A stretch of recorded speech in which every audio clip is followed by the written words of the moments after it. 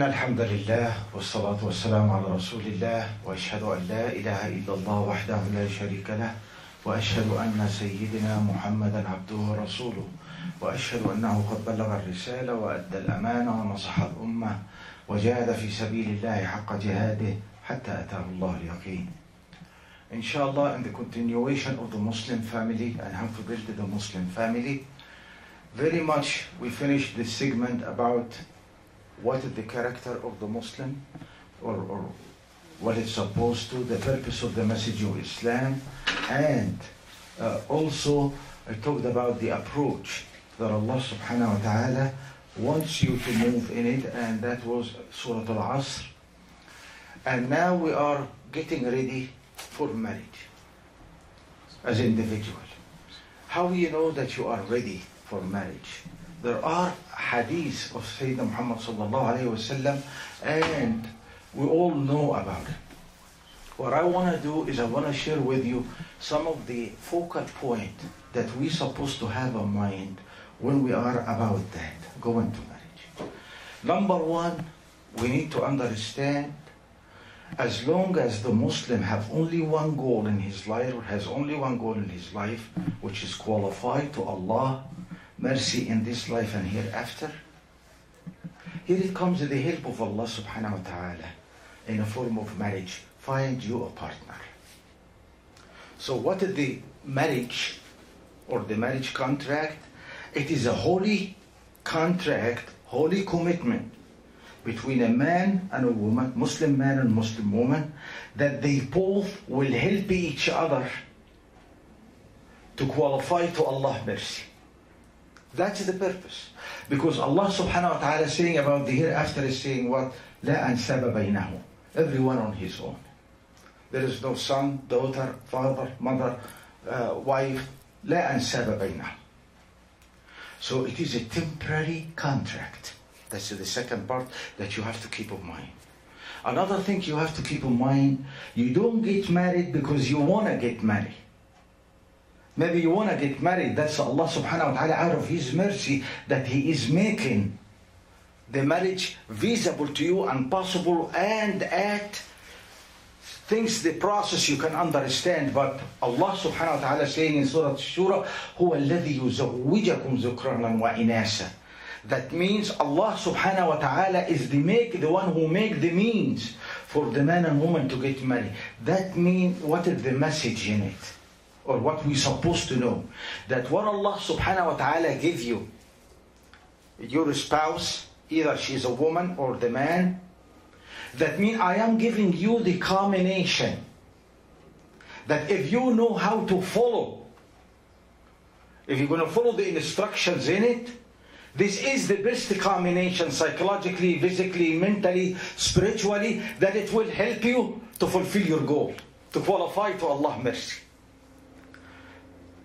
So a lot of people say, I could have, I should have, I whatever they push. No, it is Allah subhanahu wa ta'ala's selection. Use it, do not abuse it. Allah knows your combination, and He knows the other combination, and He knows both of them. If they do it right, that's the best going to come out of both.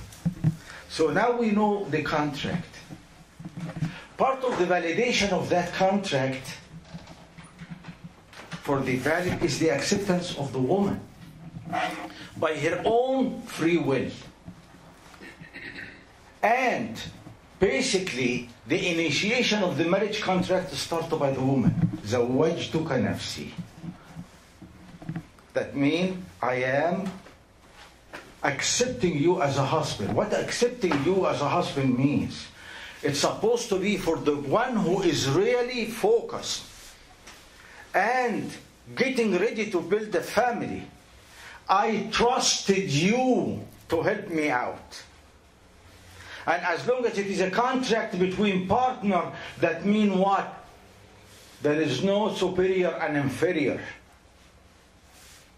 For us to understand the Sharia, we have to look at it from the three major perspectives. Allah subhanahu wa ta'ala addressing the law sometimes in a human level. And there is no such thing called male and female there. There is only human being. يا أيها الناس, O mankind. يا أيها الذين آمنوا, O who believe. Even the legislation. There are some parts that Allah subhanahu wa ta'ala, the second level, make it exclusive to meet the nature, like the exemption to the sisters in the case of the monthly period or after giving birth from some of the obligations. So that's the second level. But that does not give inferiority or superiority. And the third level, what they call special cases. Like what? The law of inheritance.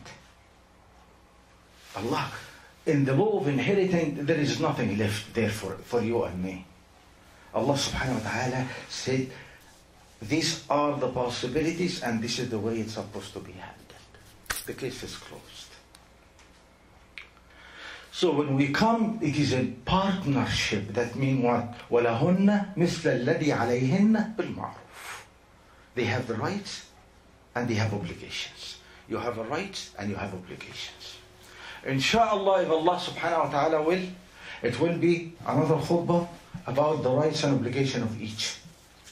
But what we want to know now is I want to, insha'Allah, concentrate on a verse in the Holy Quran that constitute, focus, scope, the marriage. Now we know it is a holy, it is Allah subhanahu wa ta'ala's selection, and the purpose of it is to help each other. Okay, not that I like you or I hate you and whatever. That, and it is in a temporary basis. Allah subhanahu wa ta'ala saying in Surah Al-Nur, أعوذ بالله من الشيطان الرجيم بسم الله الرحمن الرحيم ومن آياته أن خلق لكم من أنفسكم أزواجا لتسكنوا إليها وجعل بينكم مودة ورحمة. Allah subhanahu wa ta'ala saying, from His signs, from ayat, which is you can physically see and realize, that He created from your own soul, from among yourselves, your own spouses. But what did they constitute this relationship? He said, the constitution of this relationship is two major dimensions, or if you may say tracks. Those are the major guarantee. These are the two that guarantee that you have a successful marriage.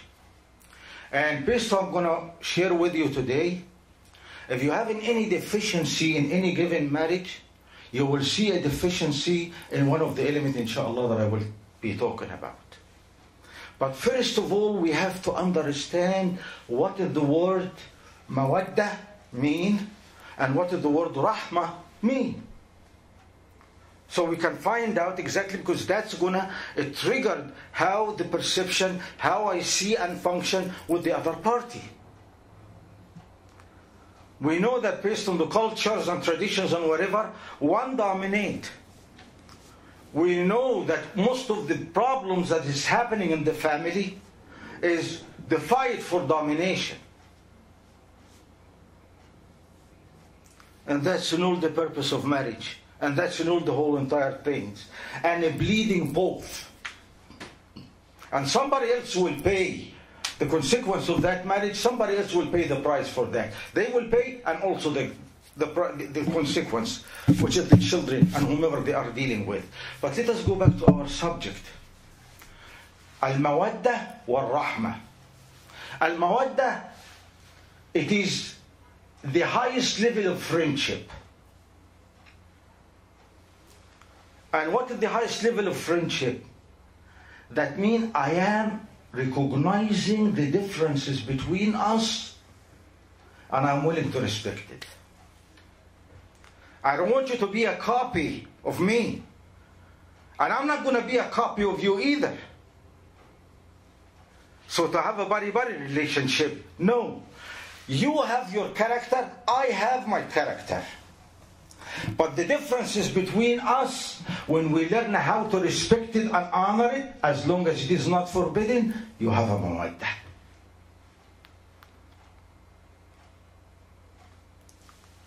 So Allah subhanahu wa ta'ala is saying, listen, dominating will not fulfilling the purpose, will defeat the purpose. What is the second part, which is al-rahmah, the blessing? Mawadda wa rahmah. What does the word rahmah means? Rahmat means, the first part of it, the ability to prevent harm to the other party.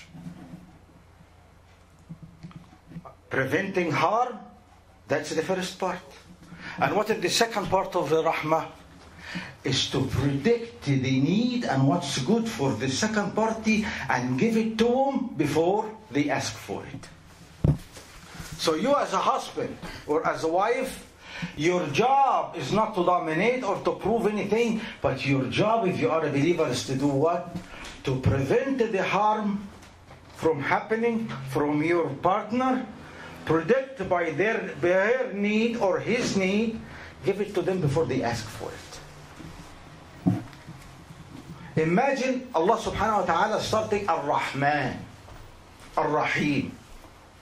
Ar-Rahman, that means He is the one who preventing the harm. Give us the need before we ask for it. Imagine for a second that Allah will give you air when you ask for it. What would be your case? Allah providing before you ask. Before even you know that you need. That's the glory of Allah subhanahu wa ta'ala. He is giving you what you need before you ask for it, and in most of the cases before you realize that even you will need that. So now these two major, al-mawadda wal-rahmah, they are the main backbone of the marriage. Now we want to get that if for a successful marriage. And remember, it is on a temporary basis.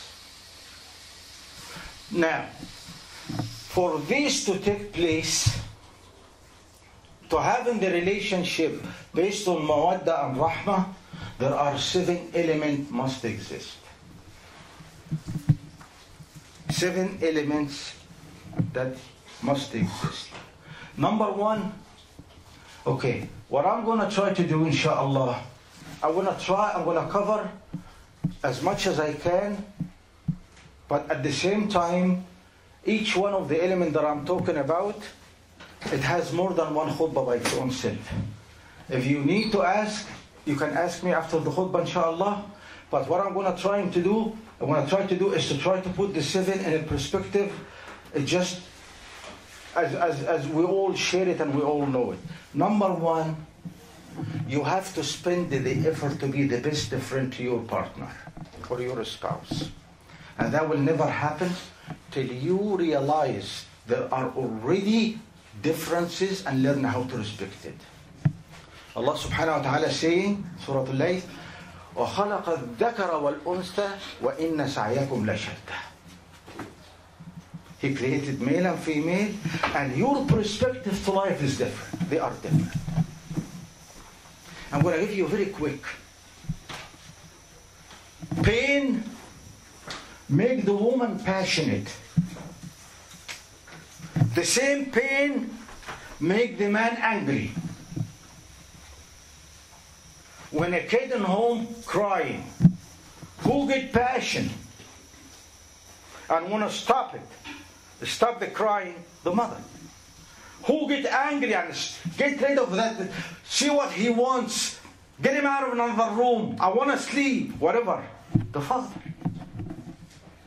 Take that in all aspects of life, not only in this incident.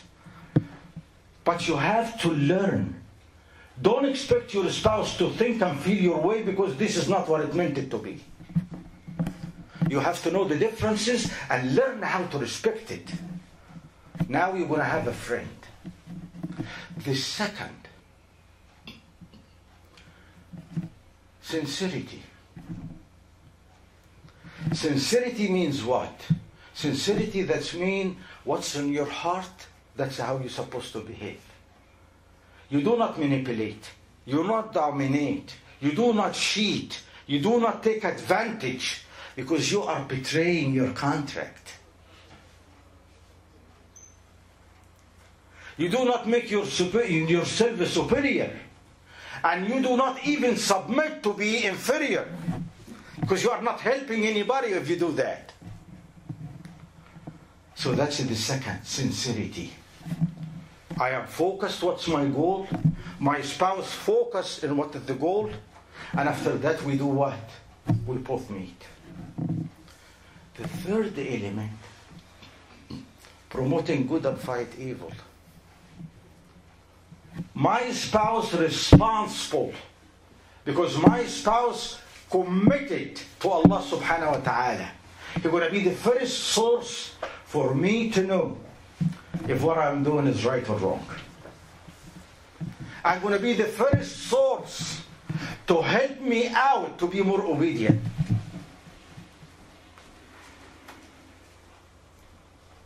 Promoting good and fighting evil. This nation is going down by the miles in a fraction of a second because there is nobody in it. We don't have the obligation of promoting good and fighting evil as a mechanic in our life, controlling the relationship between us. We see something wrong and we turn our back. How are you going to have successful anything? So my spouse, this is my mirror to show me what's the deficiency, what is wrong, and help me out. There is a lot of incidents. Look at the life of Sayyidina Muhammad sallallahu alayhi wa sallam. Most of the time he got the major support to move on. Some major decision to move on. Where is that came from? It came the support from the wife. First one from Khadija bint Khuwaylid radwanullahi alayha. Another incident from Zainab bint Jahsh radwanullahi alayha.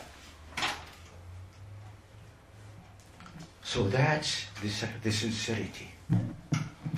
The element number 4, loyalty. And loyalty got two parts. The first part of it is what Allah subhanahu wa ta'ala ordained. Allah subhanahu wa ta'ala very clear said these are the rights and obligation of a husband. These are the rights and obligation of a wife. You have a marriage contract, they will be delivered. Are we angry with each other? Yes. Fighting? Yes. Mad at each other? Why not? Who is not? That's life. But these rights and obligation must be fulfilled. It is not lifted to your convenience and her convenience. It is obligation. You have to fulfill. The second part of the loyalty is what you commit yourself to your spouse. If you promise that you will do anything to your spouse, you must do your best to fulfill that.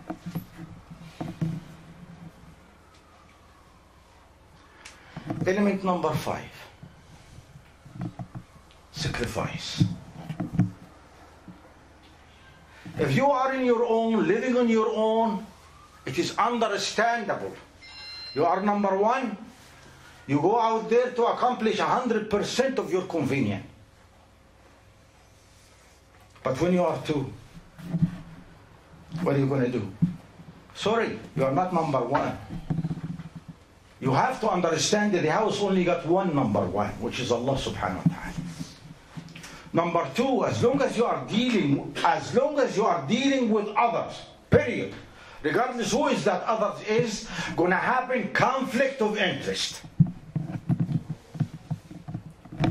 There is no other way. I want to come in here to the masjid 12 o'clock. Somebody else say it is not convenient. Why should I bother? I want to come in 1. Then it's going to have to be a conflict of interest. So between you and between your spouse, going to have to be a conflict of interest.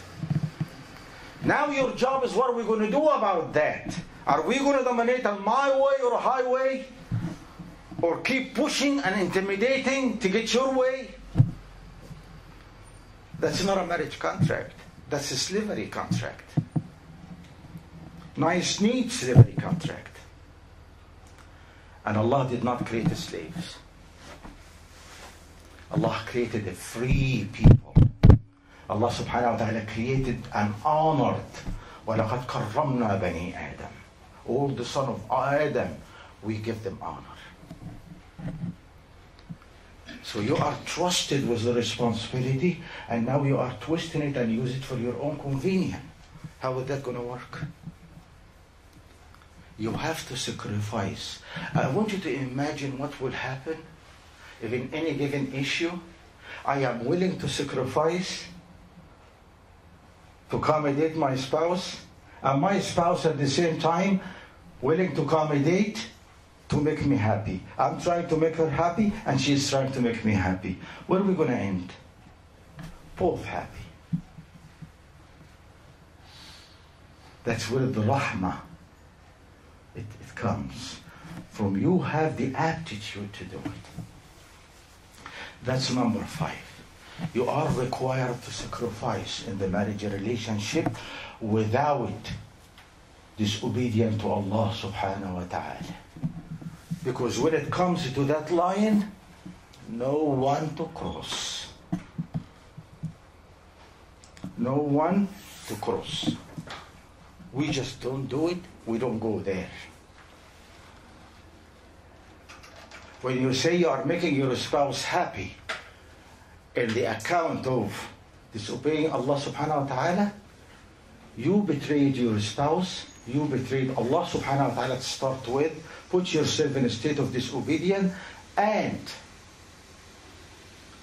you dishonored and you disobeyed yourself, you betrayed yourself. And you will never disobey Allah subhanahu wa ta'ala for the sake of anyone, but that one will punish you. And please sit down and think about it and see examples from your life. You will never, I'm going to repeat it, you will never ever disobey Allah to please anyone, but you will end up getting hurt from that one. And you will get disrespected from that one. And when we come and talk about the children, we will find out the people that coming and running and say, my child is disobedient, my child do that, my child do that. And I say, wait a minute. This all is symptoms to your disobedience to Allah. Maybe there is nothing wrong from the child. But when you feed them haram, unlawful, the first sign of a disobedience to the source. And rebellion against the source. So you will never, in the concept of sacrifice, you will never ever disobey Allah subhanahu wa ta'ala to please anyone, but you're going to end up getting hurt and humiliated and whatever from that person or from this group or whatever that is. Okay. Element number 6. The element number 6. The element number 6 is the economic support. Allah subhanahu wa ta'ala made it mandatory on the man to go out there and earn living. That's the major obligation.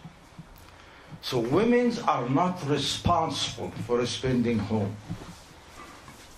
Even if they are rich, even if they have income, even if that income equal or greater than whatever the man made. They can participate anytime, they can pull it anytime, they can stop it anytime. That's what the Sharia guarantees to them. They are not responsible. But in return, what is their responsibility? The best management to the available resources. You live within the mean of what the man bring.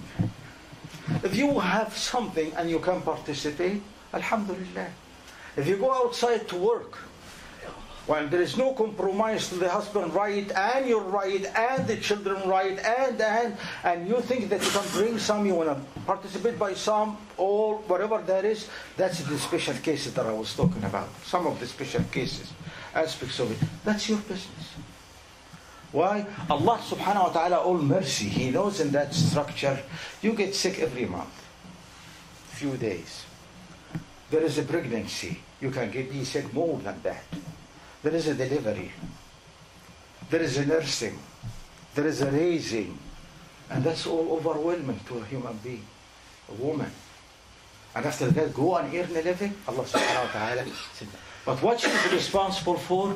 The best management. The best management.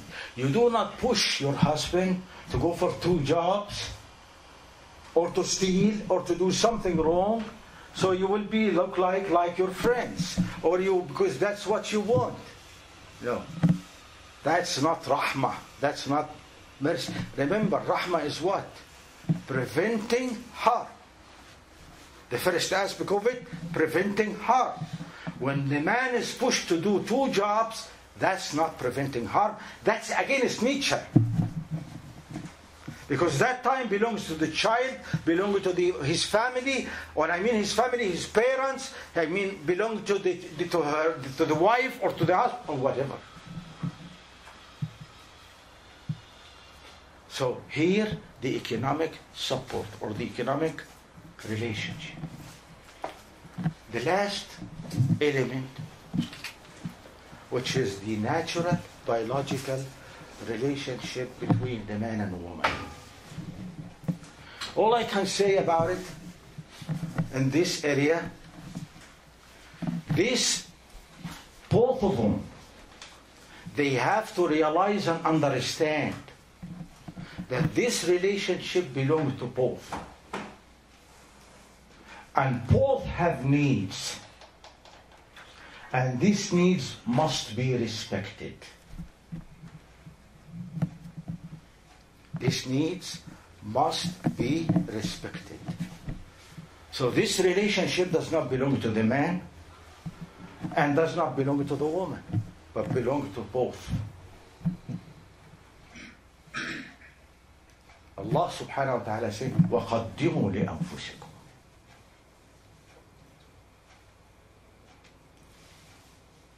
And there is so many hadiths from Sayyidina Muhammad sallallahu alayhi wa sallam. He is teaching us and show us how to approach that type of relationship. You have to understand that this is a mutual interest, and you have to realize the needs of your spouse, recognize it, and here it comes the part. Providing, the first part of the mercy is to do what? Stopping her and expecting, foreseeing the needs of your spouse and give it before they ask for it. From adab al-zawaj, from al-adab, from what we learn from Sayyidina Muhammad sallallahu alayhi wa sallam, and from the attitude of Sahaba that they inherited the Jews of the Sunnah and the Jews of the Quran, there are a fiqh or how to go to sleep. How the man go to sleep and how the woman go to sleep.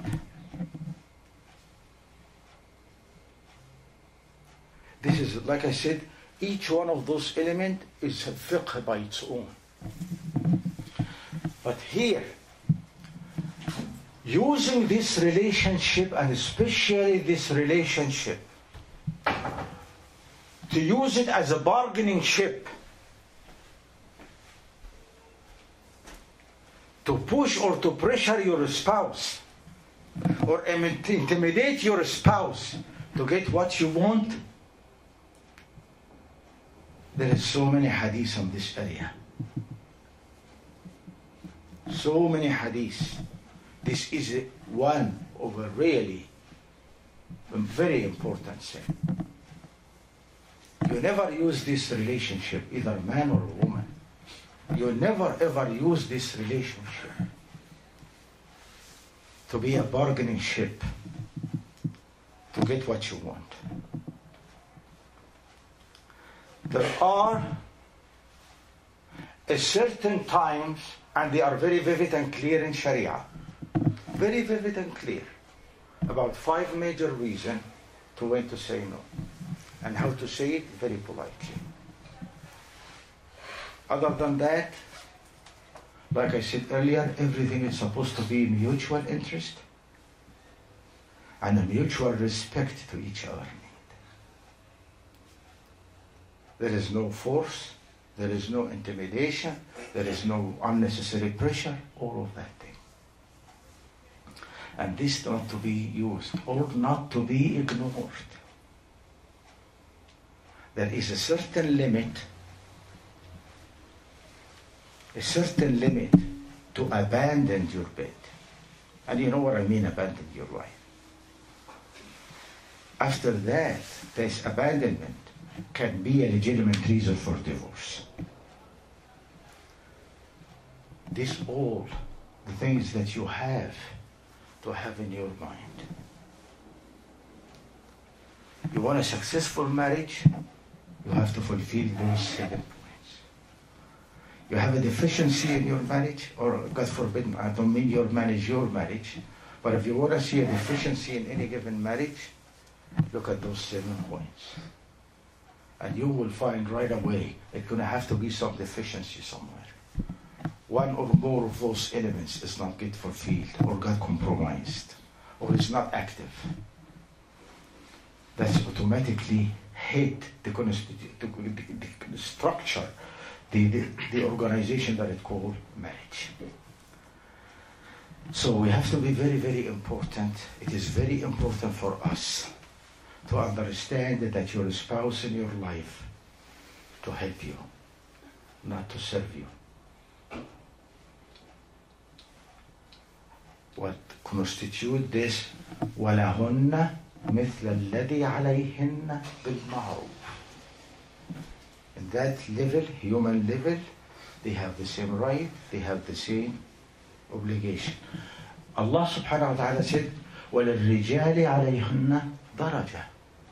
What is this daraja? One step, it is the management step. Management step, that does not mean that superior or inferior. That does not mean when I listen to my manager, I do not. That does not mean he is better than me or I am better than him. It is a matter of we both cooperate.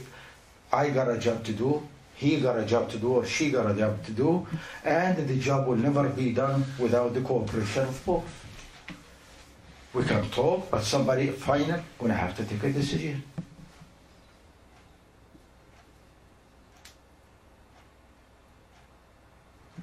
So Allah subhanahu wa ta'ala saying this daraja, why? بما فضل الله بعضهم على بعض وبما أنفقوا. بما فضل الله بعضهم على بعض is what? Means Allah subhanahu wa ta'ala gives them more logic, more dry logic. Yes and no, yes and no. Because one of the major reasons for this type of mentality is the overall protection of the family. And give the woman more passion to manage the affair of the family. So you need both. You need the protection to the family and you need the passion within the family. وَبِمَا أَنْفَقُوا. But there is no superiority and there is no inferiority. Let us seek from Allah subhanahu wa ta'ala forgiveness and guidance. And ask Allah to bless us. And bless our families. And help us to be very kind to our own spouses. And help us to fulfill the mission of our life, which is to live in His mercy and to die in His mercy. And inshallah the hereafter will be in His mercy and will be among the companion of Sayyidina Muhammad sallallahu alayhi wa sallam at paradise.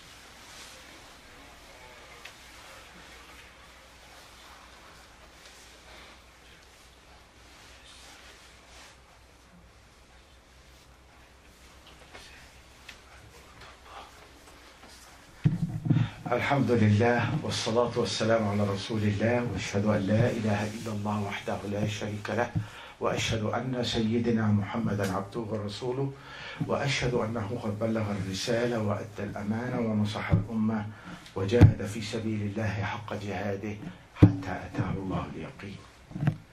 The last thing that I want to say is that we know a requirement to the marriage, and we know the 7 major elements for successful marriage.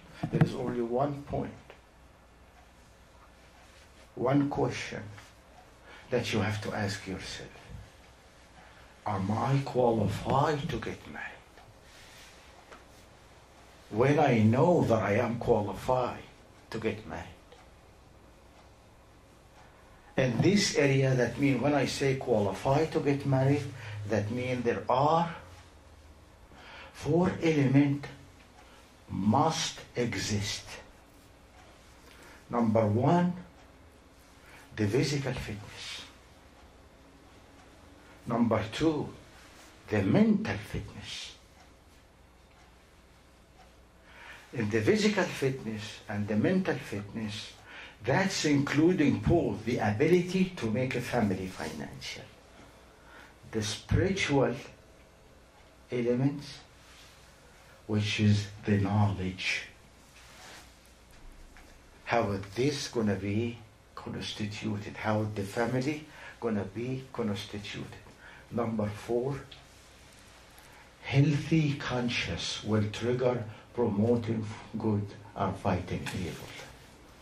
If you have the 3, and the Muslim, can you imagine?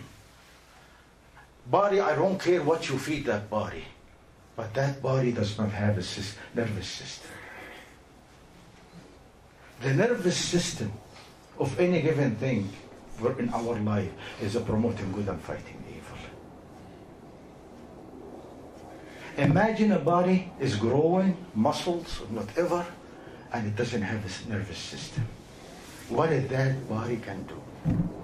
Nothing. It's dead. So based on those measures, there is a kind of, it is not a tablet, but there are certain things that you have to keep.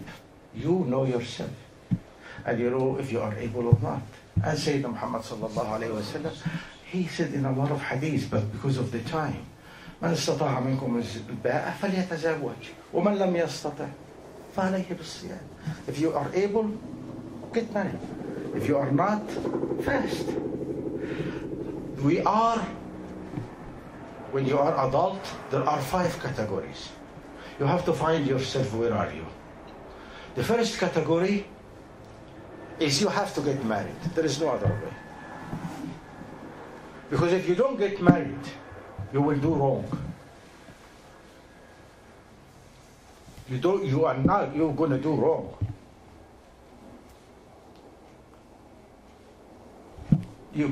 That's the way it is. We are being created different. You have to be married. I don't mean man, I mean man and woman. The second level is recommended. You have the means, you have the possibilities, you have everything available. So you are encouraged in this case. And you're going to see a lot of hadith in this area. It helps you to encourage you when you are able to do what? To get married. Or by other words, not to be selfish and live for yourself. And there are some in the third level, which is you are okay. It is okay to do it, and it is okay to not to do it. That means what? You're still fighting with some of the elements, the major elements. You are working, but you don't have enough income for the family, right? There are some kind of, so it is kind of equal to get married or not, and Allah subhanahu wa ta'ala permission will lead you to the right thing.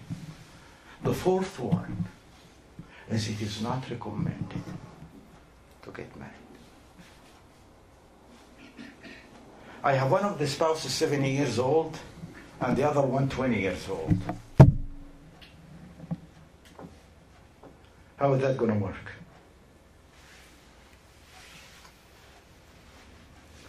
I have somebody very poor and Allah subhanahu wa ta'ala can tell me that in a second. That's not the issue. What we are telling about her. Remember, spouse of my life to help me to be more obedient to Allah. Not because I love my spouse. I should love my spouse, and this is how it's going to work. And Allah subhanahu wa ta'ala will put the mahabbah. He will put the love day in and day out. But in this case, it is not recommended to get married. Somebody have a lot of disease, cannot function. Not recommended. And the last level, it is a crime to get married. It is a crime to get married. It is a sin to get married. Somebody have a permanent contagious disease like AIDS. That's attempt of murder. You are killing your partner. You are killing your partner. There is not much difference between putting a bullet or getting a knife or having that contagious disease. So you have to stay away from the concept of marriage. Accept Allah decree in your life and to stay away from the concept of marriage. So that's a very much so kind of overview, very quick overview about marriage when you are getting ready to marriage.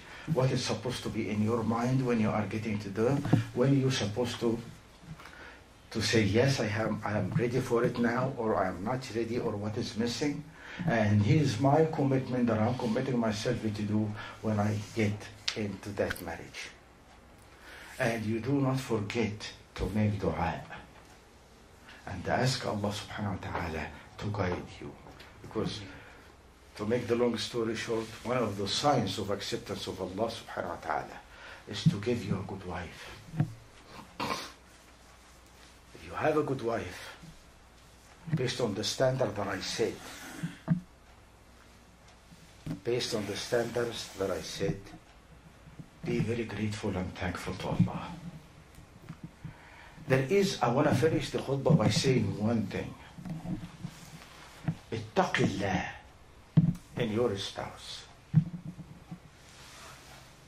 You've been trusted with your wife, and you've been trusted with your husband. Trusted. Most of the social problems or the marriage problem, one of the partner coming and say, I don't get. In one of the 7, I don't get. You are looking to yourself and what you want. But no one come and say, I have a problem because I want to give. All the time your problems, I want to take, I want to get. She is no good or he is no good. Why? You hear it. You have open list. Remember what I said a few minutes ago. Your spouse is your mirror. Your spouse, your mirror. If you see any deficiency in your spouse, take a minute, because that's the deficiency on you, not in your spouse. It can be both lack of knowledge. It can be lack of commitment. It can be a misunderstanding to the nature and the action and reaction. There is no friendship. There is no tolerance. There is no sacrifice. And in this case, you are hitting where you will never ever fulfill the purpose of the marriage, which is Allah gives you and gives me in a temporary basis. Go back. If you want to really do good, you want to please Allah subhanahu wa ta'ala, realize your responsibility and take care of your family And the first step to take care of your family, go and take care of your spouse the way that Allah subhanahu wa ta'ala wanted. How many times we make dua to our spouse? Say, Ya Allah, forgive my wife. Ya Allah, bless my wife. Or Ya Allah, bless my husband. Do we do that? That's the right. That's in simple plain English, the right. If you both go to same bed and you both eat from the same plate, who if you do not do the dua and ask the forgiveness from Allah to your spouse, who will? Who will do it? وَجَعَلْنَا بَيْنَكُمْ مَوَدَّةً وَرَحْمَةً. Hold on to these two. Mawaddah, the highest level of friendship, and Rahmah, be the source of preventing harm and bringing good to your spouse. You try that, and the spouse trying that. See what kind of a blessing both of you will enjoy. Seek from Allah subhanahu wa ta'ala forgiveness and acceptance. And ask Allah subhanahu wa ta'ala to bless our gathering, forgive our sin, and bless our families, and help us to be a better spouse, and to help us to be a better people to our own spouses, and help us to help ourselves and our spouses to be more obedient to Allah subhanahu wa ta'ala, and help us to help each other to study the teaching of the Holy Quran and the teaching of Sayyidina Muhammad sallallahu alayhi wa sallam, and apply them in our life, so we can live in peace and we can die in peace, and in the hereafter inshallah will be in peace and will be among the companion of Sayyidina Muhammad sallallahu alayhi wa sallam in paradise. عباد الله قولوا لا إله إلا الله تفلحون. عباد الله إن الله يأمر بالعدل والإحسان وإيتاء ذي القربى وينهى عن الفحشاء والمنكر والبغي يعظكم لعلكم تذكرون. اذكروا الله يذكركم ولذكر الله أكبر والله يعلم ما تصنعون. وأقم الصلاة. الله أكبر الله أكبر.